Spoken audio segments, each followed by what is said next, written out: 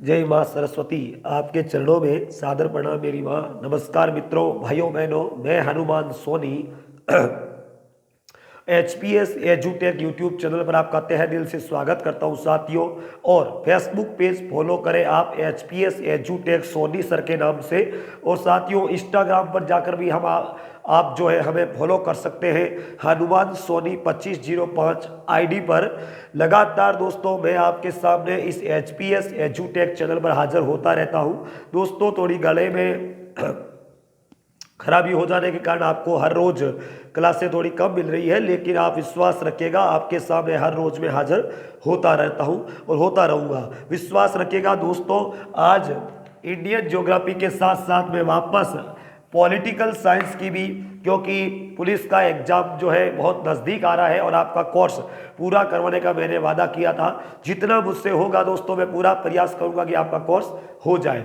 आज दोस्तों देखिएगा, हम भारतीय संविधान पर दोस्तों सिस्टमेटिक ढंग से पढ़ रहे थे और हमने भारतीय संविधान के भाग 4 खत्म कर दिए।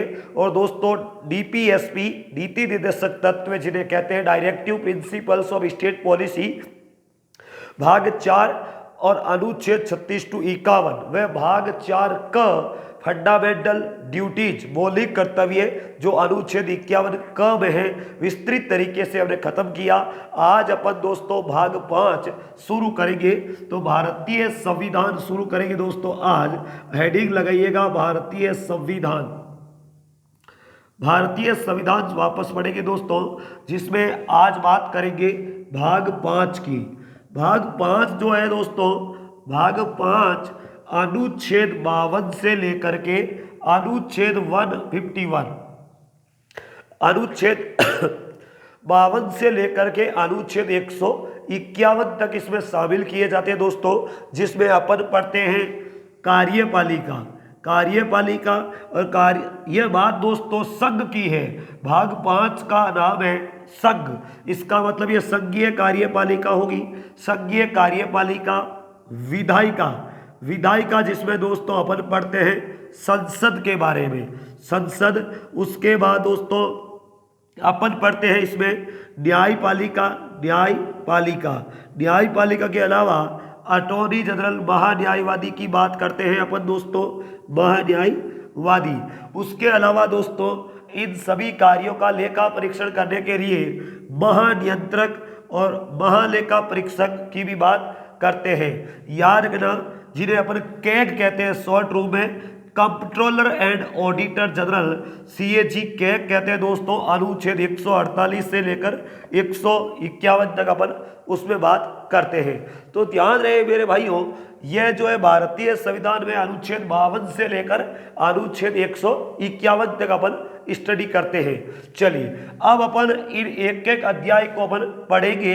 तो भारतीय संविधान का भाग 5 अनुच्छेद 52 से 151 में संघ का उल्लेख किया गया है, जिसमें संघीय कार्यपालिका, कार्यपालिका में दोस्तों प्रेसिडेंट राष्ट्रपति, वाइस प्रेसिडेंट उपराष्ट्रपति, अटॉर्नी जनरल महान्यायवादी। उसके अलावा दोस्तों कैबिनेट, मंत्रिमंडल, प्रधानमंत्री को शामिल करते हैं।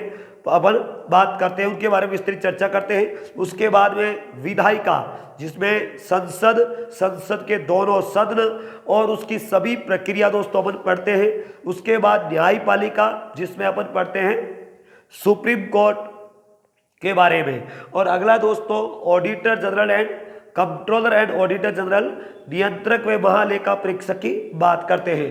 आज अपन दोस्तों भारतीय संविधान के भाग 5 का पहला अध्याय पढ़ेंगे। अध्याय 1 पढ़ेंगे दोस्तों भाग 5 का। और यह भाग 5 का अध्याय है दोस्तों, जिसे अपन कहते हैं संघ। और इस अध्याय का नाम है साथियों संघीय कार्यपालिका।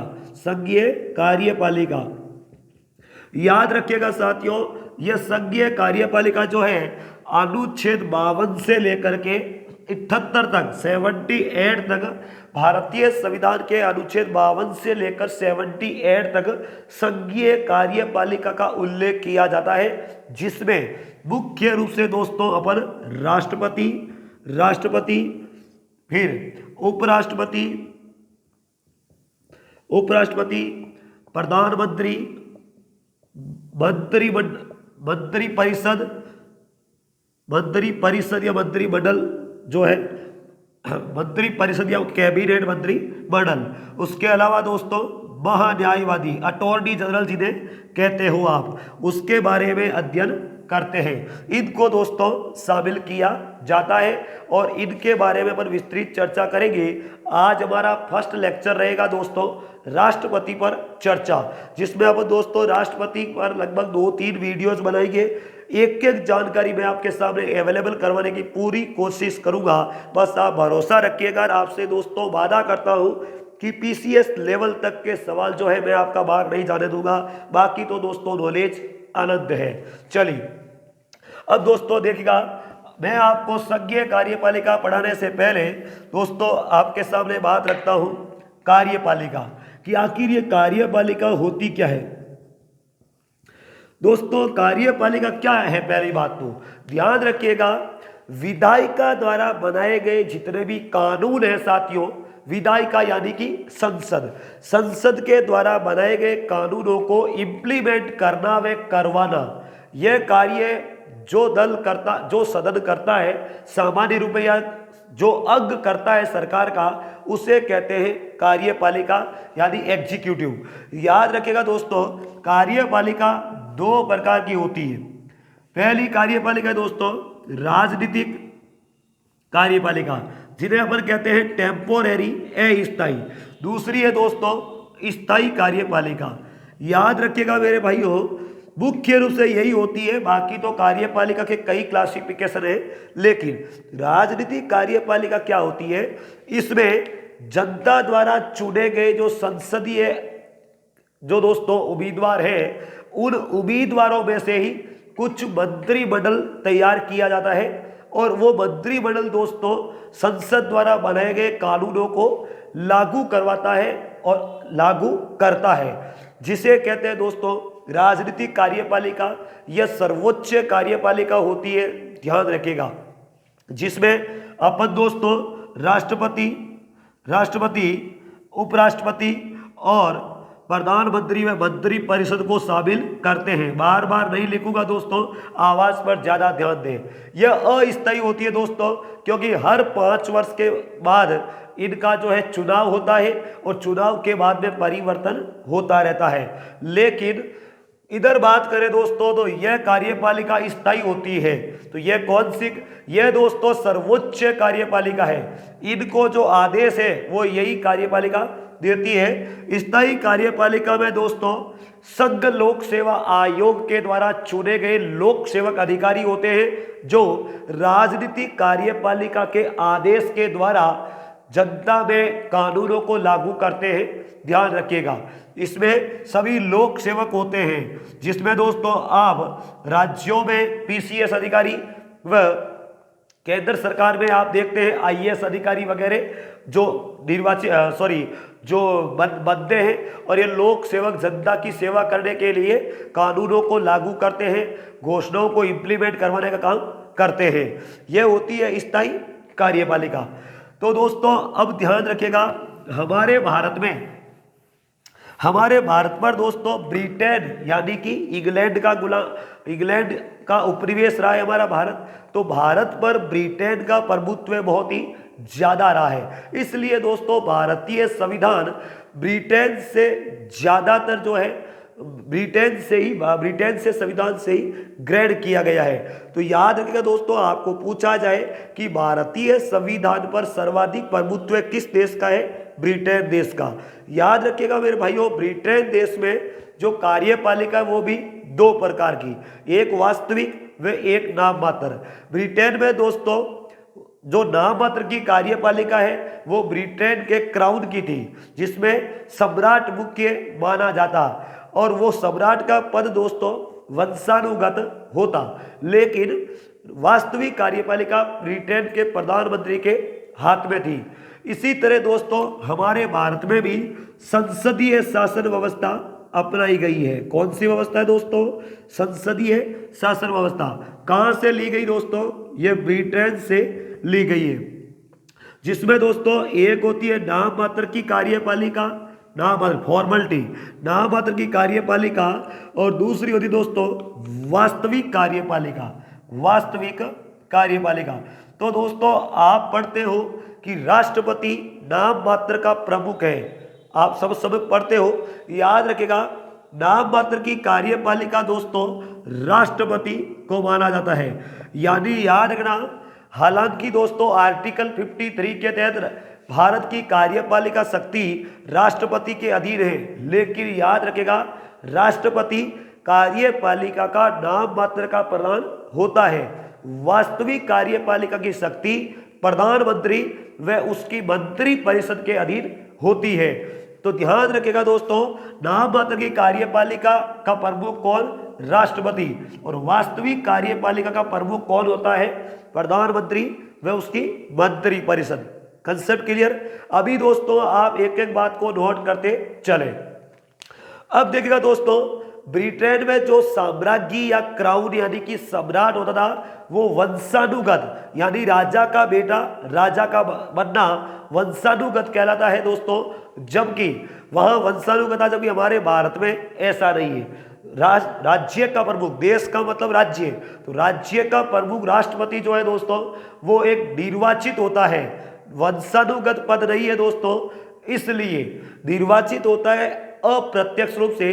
दोस्तों आपके सामने आज कंसेप्ट क्लियर कर देता हूं, सुनिए। एक होता है प्रत्यक्ष निर्वाचन और एक होता है अप्रत्यक्ष निर्वाचन। भारतीय संविधान में यह बार बार आपको पढ़ना पड़ता है, directly and indirectly.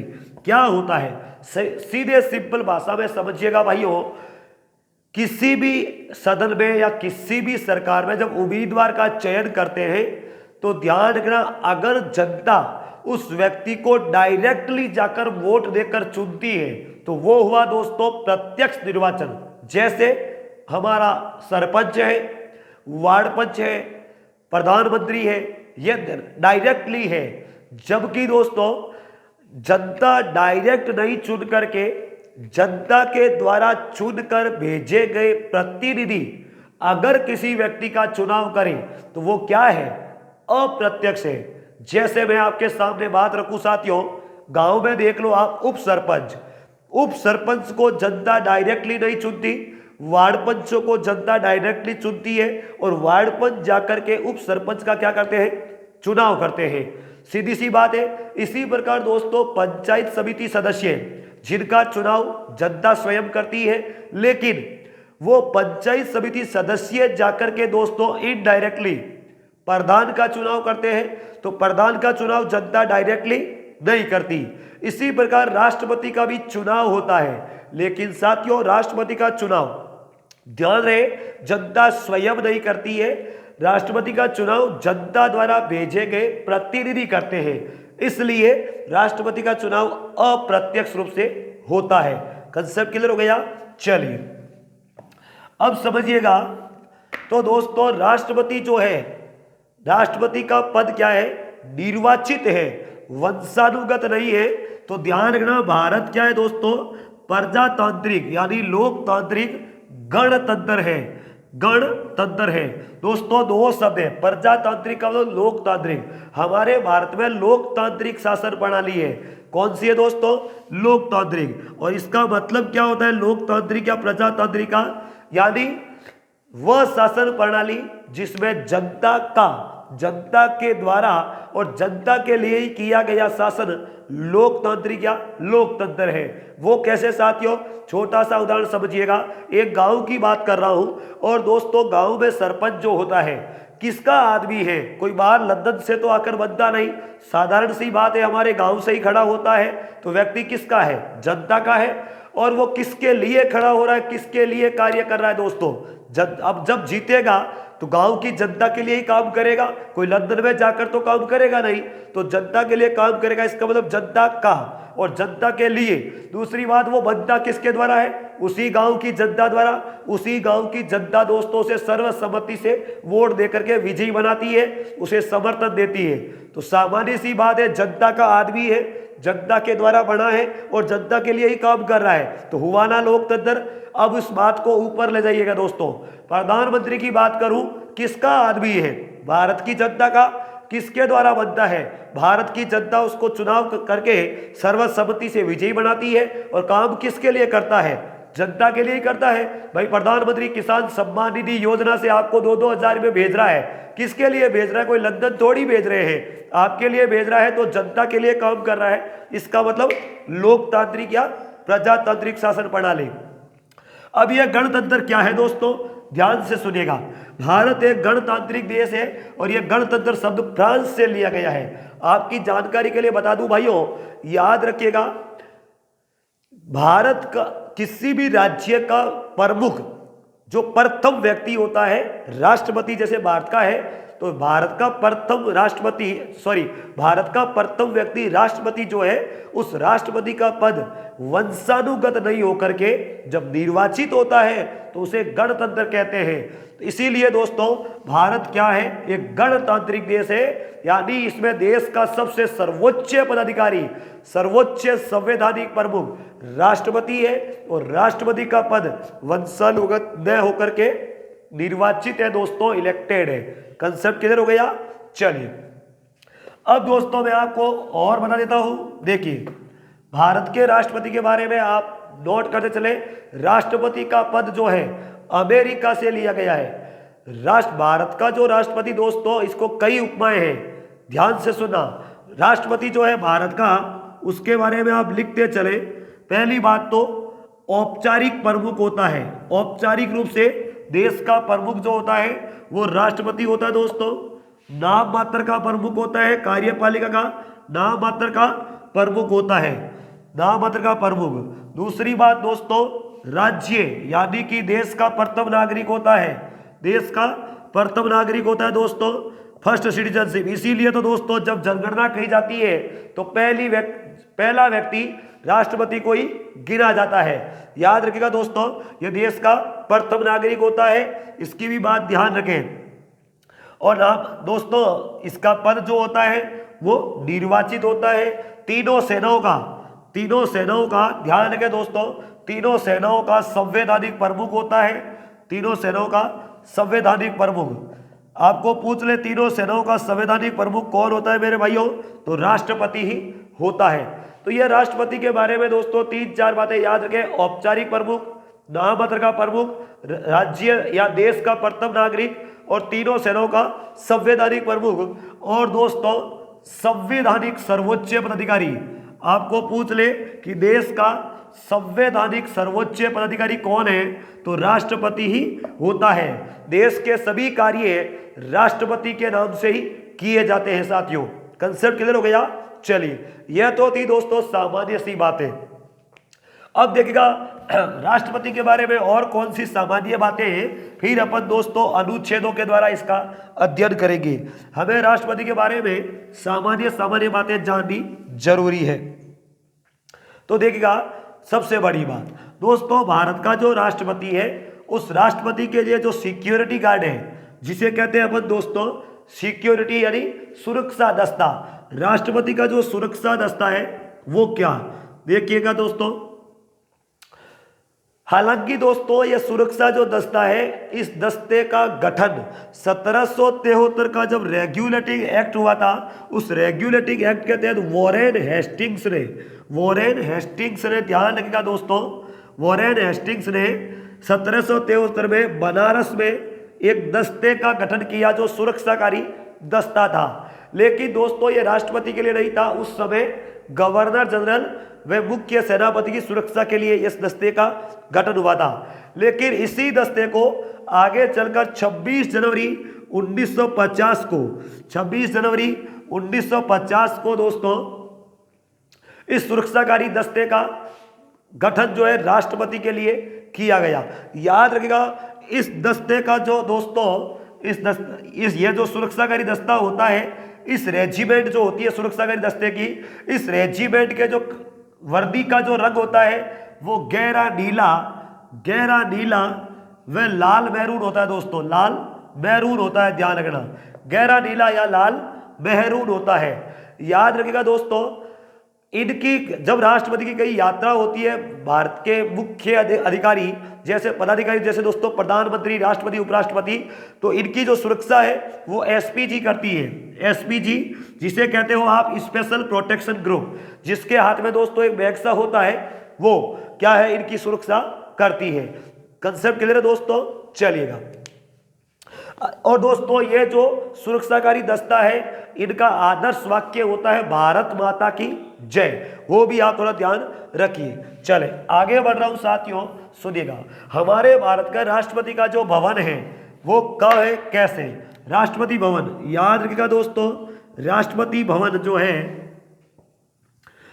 Rashtrapati Bhavan है कहां पर? यह तो सीधी सी बात है दोस्तों, दिल्ली में है। और जब आप अरावली पढ़ते हो तो साफ साफ लिखा होता है कि अरावली की पहाड़ियां दिल्ली वाले क्षेत्र में दोस्तों रायसीना की पहाड़ियों के नाम से जानी जाती है, रायसीना की पहाड़ियां। और दोस्तों इस रायसीना की पहाड़ियों के पास में दिल्ली में राष्ट्रपति का भवन बना हुआ है, जो 2 लाख वर्ग फीट क्षेत्र में है दोस्तों, 2 लाख वर्ग फीट क्षेत्र में, ध्यान रखना, 2 लाख वर्ग फीट क्षेत्र में राष्ट्रपति का भवन बनाया गया है। इस राष्ट्रपति के भवन को बनाने वाले जो इंजीनियर थे, राष्ट्रपति भवन के जो इंजीनियर थे दोस्तों, इस इंजीनियर का नाम था ह्यूज किलिंग। साथियों बता देता हूं आपको, राष्ट्रपति भवन को बनाने वाले इंजीनियर का नाम ह्यूज किलिंग था। और दोस्तों राष्ट्रपति का जो भवन के शिल्पीकार थे, शिल्पीकार, उस शिल्पीकार का नाम था दोस्तों एडविन लुटियंस। एडविन लुटियंस था दोस्तों, ध्यान रखना, लुटियंस। ये शिल्पीकार थे इस राष्ट्रपति के भवन के। तो ये तो हुई दोस्तों सामान्य सी बात राष्ट्रपति के बारे में। चलिए अब दोस्तों अपन बात करेंगे राष्ट्रपति के अनुच्छेदों से, और अब अपन एक एक अनुच्छेद पर विस्तृत चर्चा करेंगे। आप दोस्तों एक एक अनुच्छेद को लिखते चलें। सबसे पहले होगा अनुच्छेद 52। अनुच्छेद 52 कहता है दोस्तों कि भारत का एक राष्ट्रपति होगा जो देश का सर्वोच्च पदाधिकारी होगा। तो आपको पूछ ले भारत का एक राष्ट्रपति होगा, किस अनुच्छेद में है दोस्तों? अनुच्छेद 52 में है, जो देश का सर्वोच्च प्रमुख होता है। चलिए अनुच्छेद 53 दोस्तों, आर्टिकल 50 कंटिन्यू चलेंगे दोस्तों। अनुच्छेद 52 से भाग 5 शुरू होता है और संघीय कार्यपालिका शुरू होती है। इससे अपन एक एक अनुच्छेद पर बात करेंगे। यह राष्ट्रपति से रिलेटेड है दोस्तों, ध्यान से सुनना, एक एक बात आप नोट करते चलें। अनुच्छेद 52 में कहा गया भारत का एक राष्ट्रपति होगा और जो देश का सर्वोच्च पदाधिकारी होगा, भारत का प्रथम नागरिक होगा। लेकिन दोस्तों अनुच्छेद और राष्ट्रपति का पद अमेरिका से लिया गया है। अनुच्छेद 53 दोस्तों, संघ की कार्यपालिका शक्ति राष्ट्रपति में निहित होगी। ध्यान रखना दोस्तों, अनुच्छेद 53 कहता है कि संघ की कार्यपालिका शक्ति जो है राष्ट्रपति के अधीन होगी। राष्ट्रपति इस कार्यपालिका शक्ति का प्रयोग स्वयं खुद या दोस्तों अपने अधीनस्थ अधिकारियों के द्वारा करेगा। दूसरी बात, तीनों सेनाओं का संवैधानिक प्रमुख राष्ट्रपति होगा। यह बात आर्टिकल 53 में लिखी गई है। चलिए अब दोस्तों अनुच्छेद 54। अनुच्छेद 54 में दोस्तों राष्ट्रपति के निर्वाचक मंडल की बात की गई है। यह क्या दोस्तों? राष्ट्रपति का निर्वाचक मंडल, समझिएगा। निर्वाचक मंडल का मतलब है आखिरकार राष्ट्रपति का चुनाव करेगा कौन। तो दोस्तों ढंग से समझिए, राष्ट्रपति के चुनाव में कौन कौन भाग लेगा? दोस्तों संसद के निर्वाचित सदस्य, निर्वाचित ओनली फॉर निर्वाचित सदस्य दोस्तों, ध्यान से सुनना, संसद के निर्वाचित सदस्य भाग लेंगे। कौन कौन से? लोकसभा के प्लस राज्यसभा के। कितने सदस्य दोस्तों? लोकसभा में 545 सीटें थी, जिनमें दोस्तों 2 सदस्य एंग्लो इंडियन समुदाय के सदस्य होते थे, जो राष्ट्रपति मनोनीत करता था दोस्तों 2 सदस्यों को। अगर संसद में एंग्लो इंडियन समुदाय को प्रतिनिधित्व नहीं मिला हो तो दोस्तों वो 2 सदस्य जो मनोनीत होते थे वो भाग नहीं लेते थे लोकसभा के। तो 545 में से जब 2 माइनस करेंगे तो 543 सदस्य भाग लेंगे। आपकी जानकारी के लिए फिर बता दूं दोस्तों, 2020 में नरेंद्र मोदी सरकार ने एंग्लो इंडियन समुदाय को दोस्तों इस आरक्षण को समाप्त करने का फैसला लिया, जिसमें वर्तमान में एंग्लो इंडियन समुदाय के सदस्य मनोनीत नहीं होंगे। लेकिन आपको बता देता हूं, एंग्लो इंडियन समुदाय के सदस्य चुनाव जीत करके संसद में आ सकते हैं, लेकिन मनोनीत नहीं किए जाएंगे। पहले दोस्तों अगर इन एंग्लो इंडियन का मतलब हमारा देश दोस्तों अंग्रेजी उपनिवेश रहा है, तो दोनों दोस्तों माँ या पिता में से दोनों में से कोई एक अंग्रेजी वंशज हो या अंग्रेज हो तो उसे एंग्लो इंडियन समुदाय कहते हैं। तो अगर दोस्तों ऐसे सदस्यों का भारतीय संसद में प्रतिनिधित्व नहीं है तो राष्ट्रपति 2 सदस्यों को मनोनीत करता, और दोस्तों ये 2 सदस्य जब मिलते हैं तो 545 बनते, तो वो 2 मनोनीत भाग नहीं लेंगे। तो कौन भाग नहीं लेंगे वो यहां लिख रहा हूं, 2 दोस्तों एंग्लो इंडियन के लोग, ठीक है। यहां पर 543 लोकसभा प्लस दोस्तों राज्यसभा के टोटल सीटें दोस्तों राज्यसभा की 245 है वर्तमान में, लेकिन 12 सदस्यों का दोस्तों राष्ट्रपति कला विज्ञान साहित्य समाज सेवक के क्षेत्र में क्या करता है, मनोनीत करता है। तो दोस्तों 12 सदस्यों को यहां से आप माइनस कर दीजिएगा, तो 245 में से 12 का माइनस करेंगे तो होगा 233। कुल मिलाकर के दोस्तों 776 सदस्य तो संसद के होंगे, 776 सदस्य संसद। फिर दोस्तों राज्यों की विधानसभा, जितने भी दोस्तों राज्यों की विधानसभा है उस विधानसभा के निर्वाचित सदस्य, याद रखेगा जितने भी राज्य है दोस्तों भारत में उन सभी राज्यों की विधानसभा के निर्वाचित सदस्य, ओनली निर्वाचित, मनोनीत नहीं दोस्तों, केवल निर्वाचित सदस्य भाग लेंगे। तथा 2 केंद्र शासित प्रदेश दोस्तों, हालांकि वर्तमान में जम्मू कश्मीर में लद्दाख केंद्र शासित प्रदेश बन गए, जिनमें से एक में दोस्तों विधानसभा जो है गठित की गई है, लेकिन याद रखिएगा फिलहाल पांडिचेरी और दिल्ली विधानसभा के सदस्य दोस्तों भाग लेंगे। याद रखिएगा पांडिचेरी प्लस दिल्ली। और यह नियम कब लागू हुआ दोस्तों, 70वां संविधान संशोधन 1992 के द्वारा। समझ में आ गई साथियों। और विधान परिषद के सदस्य भाग नहीं लेते हैं दोस्तों, समझ में आ गई। वापस बोल रहा हूं, सुनिए राष्ट्रपति के निर्वाचक मंडल के बारे में सुनिए। राष्ट्रपति का निर्वाचक मंडल दोस्तों, राष्ट्रपति के निर्वाचन में संसद के दोनों सदन, हाउस ऑफ पीपल यानी कि लोकसभा, हाउस ऑफ स्टेट्स यानी कि राज्यसभा, दोनों के केवल निर्वाचित सदस्य भाग लेते हैं, केवल निर्वाचित सदस्य भाग लेते हैं।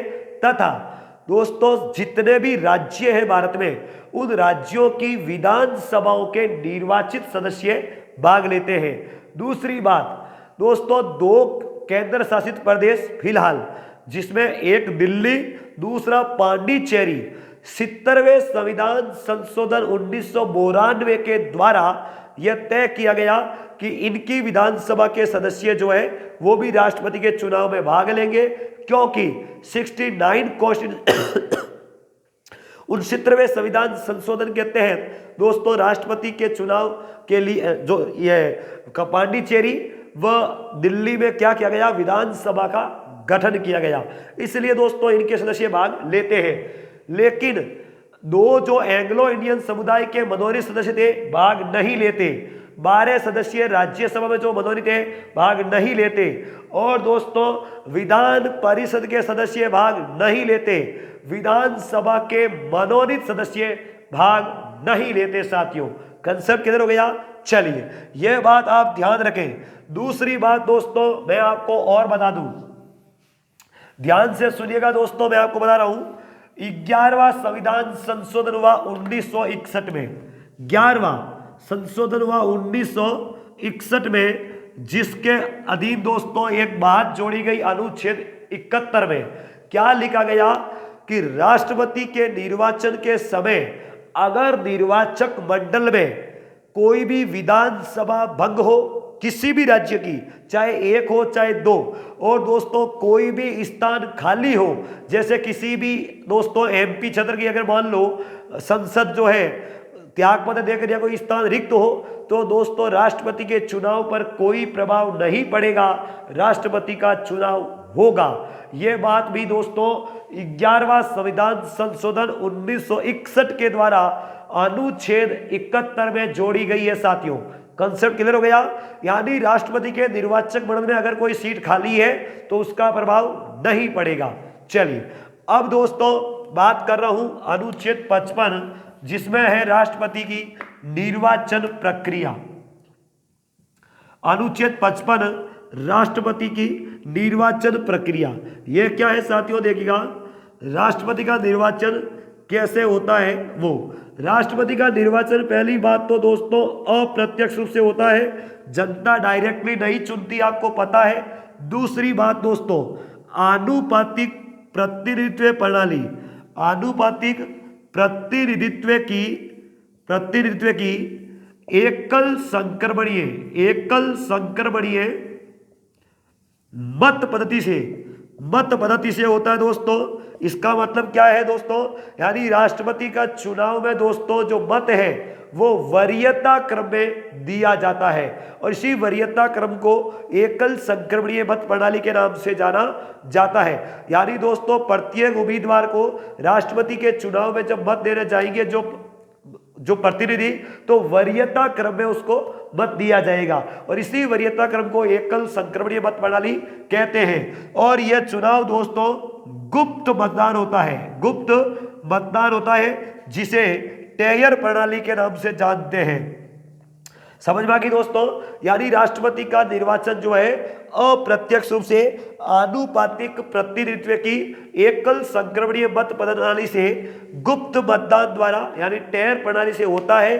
दोस्तों ध्यान रखना, राष्ट्रपति के चुनाव में निर्वाचित प्रतिनिधि है उसको वरीयता क्रम में चुनाव कोटा प्राप्त करना पड़ता है। और चुनाव कोटा दोस्तों कैसे निकाला जाता है, यानी निर्वाचित प्रतिनिधि को चुनाव कोटा प्राप्त करना होता है, और चुनाव कोटा दोस्तों निकाले कैसे जाते हैं, ध्यान रखना। चुनाव कोटा दोस्तों कुल वैध मत जो है डाले गए वैध मत, कुल कितने वैध मत है, उन वैध मत बटा 1+1+1, यह इस सूत्र के द्वारा चुनाव कोटा निकाला जाता है। यानी वरीयता क्रम में जब दोस्तों वोट डाले जाते हैं तो एक निश्चित भाग चुनाव, जब दोस्तों मतों का एक निश्चित भाग प्राप्त करना होता है, जिसे चुनाव कोटा कहते हैं। यानी दोस्तों यहाँ पर मतों के मूल्य की गणना की जाती है सामान्य रूप में, जिसमें दोस्तों विधानसभाओं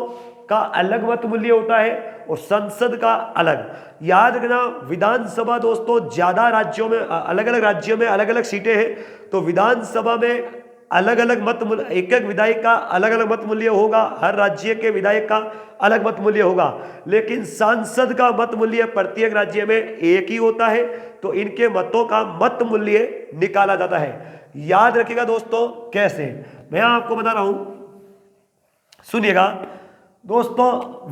विधायक का मत मूल्य कैसे निकाला जाता है, विधायक का मत मूल्य कैसे निकालते हैं सुनिएगा। दोस्तों विधायक का मत मूल्य निकालने के लिए सबसे पहले ऊपर लिखी जाती है उस राज्य की जनसंख्या, जिस राज्य की विधानसभा का निकाल रहे हैं, राज्य की जनसंख्या। और यह जनसंख्या होगी दोस्तों 1971 की जनसंख्या निर्धारित की गई है। फिर दोस्तों उस राज्य की विधानसभा सीटें मल्टीप्लिकेशन 1/1000। ध्यान रखना इस सूत्र के द्वारा दोस्तों विधानसभा के एक विधायक का मत मूल्य निकाला जाता है। फिर जितना एक विधायक का मत मूल्य आता है दोस्तों, उस संख्या से जितनी विधानसभा सीटें होती है उससे गुणा किया जाता है, ताकि एक राज्य की विधानसभा का मत मूल्य निकाला जा सके। उसका हमारे राजस्थान के एक विधायक का मत मूल्य दोस्तों 129 है, यह ध्यान रखिएगा। इसके अलावा दोस्तों हम बात कर रहे हैं सांसद का मत मूल्य। सांसद का दोस्तों मत मूल्य कैसे निकालेंगे, अब समझिएगा। जितनी दोस्तों विधानसभा, सभी राज्यों की जो विधानसभा है, उन विधानसभाओं के मत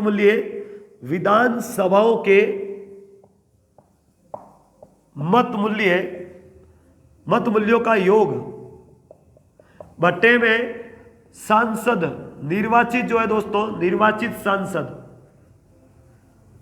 सांसद कितने दोस्तों? 776। कौन कौन से?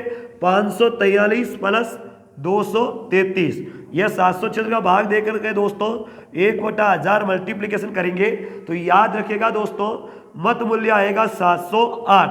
यानी एक सांसद का मत मूल्य पूरे भारत में एक ही होगा दोस्तों 708, लेकिन विधायक का मत मूल्य अलग अलग राज्यों में अलग अलग होगा। याद रखिएगा राष्ट्रपति के चुनाव में भाग लेने के लिए वर्तमान में दोस्तों 50 अनुमोदक सदस्य और 50 प्रस्तावक सदस्य होना जरूरी है। यह एक उम्मीदवार का एक ही होगा और यह दोस्तों प्रक्रिया 5 जून 1997 में चरण साहू बनाम नीलम संजीव रेड्डी जो राष्ट्रपति बने उस वाद में लाया गया। इससे पहले दोस्तों प्रस्तावक व अनुमोदकों की संख्या 10-10 होती थी, लेकिन वर्तमान में 50 ही अनुमोदक होने चाहिए, 50 ही प्रस्तावक होने चाहिए, दोनों अलग अलग होंगे साथियों, यह बात भी आप ध्यान रखें।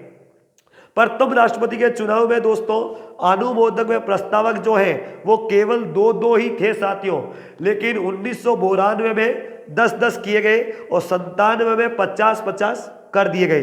दूसरी बात दोस्तों जून 1997 के बाद वर्तमान में दोस्तों राष्ट्रपति के नामांकन पत्र जब भरा जाता है तो उसकी जमानत राशि जो है वो 15,000 रुपये है और यह राशि रिजर्व बैंक ऑफ इंडिया में जमा होती है।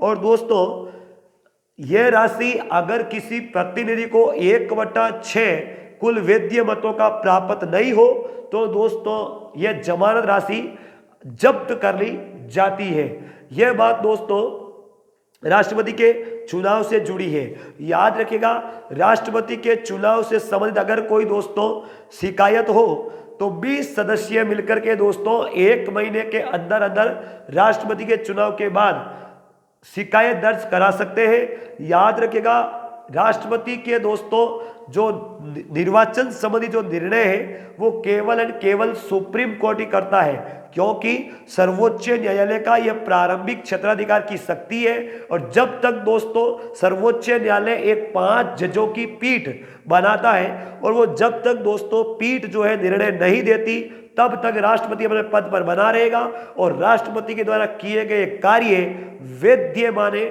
जाएंगे। यह भी दोस्तों बात ध्यान रखिएगा। अगली बात दो है दोस्तों अनुच्छेद 56 के 56, 57, 58 अपन कंटिन्यू दोस्तों आगे करते चलेंगे। ये एक रिकॉर्डेड क्लासेज है मेरे भाइयों, लाइव नहीं, इसलिए अपलोडिंग होने में समय लगता है। Thank you. जितना हो सके आप मेहनत करते रहिएगा और अपने भविष्य को संवारते रहिए। उस माँ बाप के सपने को नज़र में रखते हुए दोस्तों मेहनत करें। Thank you.